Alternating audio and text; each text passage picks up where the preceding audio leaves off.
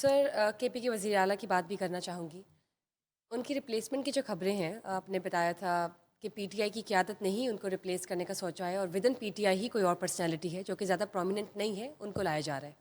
بتائیے. وہ ان کی چل رہے ہیں جی. وہ پنجاب پولیس جو ہے نا، ان کو پتہ نہیں پکڑ دھکڑ رہی تھی سم تھنگ. سہیل افریدی جو ہے، میں نے بتایا، میں نے آپ کو کہا تھا کہ اتنے وہ مقبول نہیں ہیں.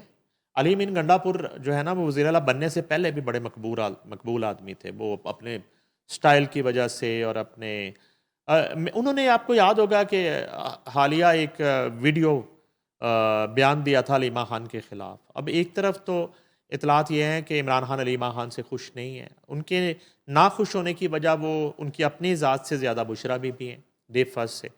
تو اب یہ ہے کہ لگ تو رہا تھا بظاہر علی امین گنڈا پور کی باڈی لینگویج سے اور ان کے بہت سے اقدامات سے کہ وہ زیادہ دیر سروائیو نہیں کریں گے.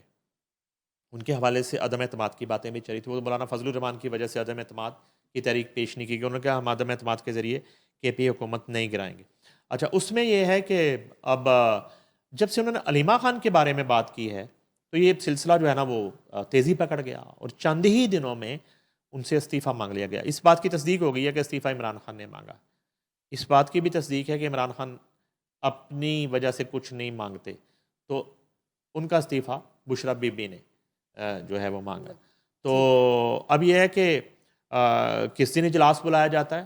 استعفیٰ گورنر ہاؤس پہنچ چکا ہے. فیصل کریم کنڈی جو ہیں گورنر کے پی کے، ان کا یہ کہنا ہے کہ میں نے ابھی استعفیٰ پڑھا نہیں ہے، کیونکہ ریزائن میں وجہ بھی تو لکھی ہوگی. تو ابھی وہ استعفیٰ منظر عام پہ نہیں آیا. اگر کوئی آیا بھی ہے تو وہ مبینہ کہا جا سکتا ہے، وہ کنفرم تحریر وہ نہیں ہے. کیونکہ آج ہی فیصل کریم کنڈی نے کہا کہ میں نے ابھی تک وہ ریزائن نہیں پڑھا.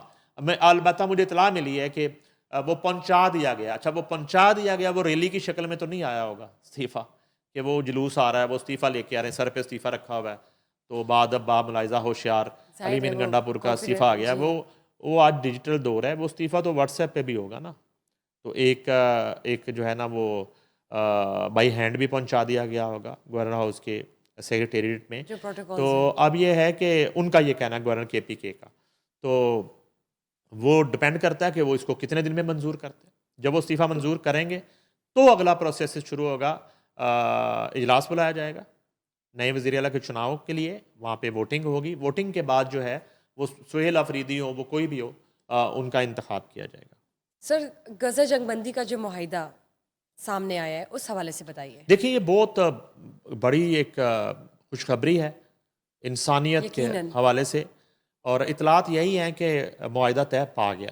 اچھا، چونکہ ڈونلڈ ٹرمپ نے اور جو ہے یہ گیند جو ہے یہ حماس کے کورٹ میں پھینک دی تھی، تو حماس کو شرائط سے آگاہ کر دیا گیا تھا. اس میں جو ہے وہ ایک تو ڈیڈ باڈیز کی حوالگی تھی اور یرغمالیوں کی حوالگی تھی، اور جو ہے وہ سرنڈر کرنا کہوں گا میں، غیر مسلح ہونا. اب یہ ہے کہ کیا جو ڈیڈ باڈیز جو ہیں، جو فگر اسرائیل جو ہے وہ کلیم کر رہا ہے، وہ تمام ڈیڈ باڈیز موجود ہیں حماس کے پاس جب پریکٹیکلی ان کی حوالگی شروع ہوگی. بالکل. اور جو یرغمالیوں کی لسٹ بتائی جاتی ہے اسرائیل کی طرف سے اور نیتن یاہو کی طرف سے، جب حوالگی کی جائے گی، کیا وہ تعداد پوری ہے اور وہ لوگ واقعی حماس کے قبضے میں ہیں. یہ مرحلہ جو ہے نا بڑا امپورٹنٹ ہے. البتہ یہ ہے کہ مذاکرات کی ٹیبل پر بیٹھنا ہی ایک حماس کی طرف سے بہت بڑا اقدام تھا، اور یہ فلسطینیوں کے لیے اور جتنے لوگ فلوٹیلا لے کر ان کی امداد کے لیے، اور دنیا بھر میں، میں کہتا ہوں کہ ویسٹ کے ممالک میں، مسلم ہو غیر مسلم ہو، جن جن لوگوں نے ان کے لیے آواز اٹھائی، جن جن لوگوں نے جو ہے وہ پروٹیسٹ کیا، جن جن لوگوں نے اس بربریت کی اور اسرائیل کی اس جارحیت کی مذمت کی، میں سمجھتا ہوں کہ وہ سب لوگوں کی یہ ایفرٹ ہے. اور جتنے ممالک نے جو ہے ایک آزاد ریاست کے حق میں ووٹ دیا، تو یہ سب خراج تحسین کے مستحق ہیں. اور خاص طور پہ یہاں کہنا پڑے گا ایک مرتبہ پھر ڈونلڈ ٹرمپ کے حوالے سے کہ ان کا بہت بڑا رول ہے غزہ جنگ بندی میں.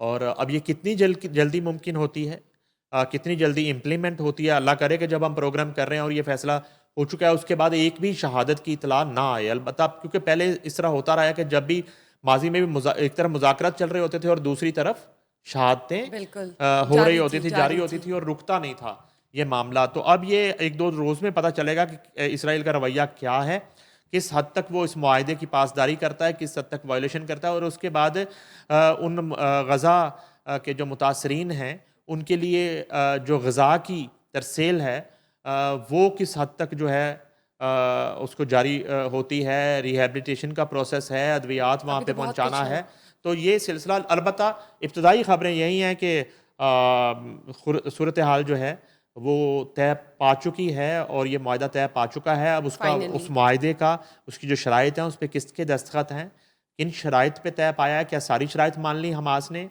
किसी शर्त पे कोई डेड लॉट बाकी है, ये वो अलामिया जब तक आता सामने है नहीं आता। हाँ मुतफिका जी, तब उस पर हम बात कर सकेंगे। बहुत बहुत शुक्रिया।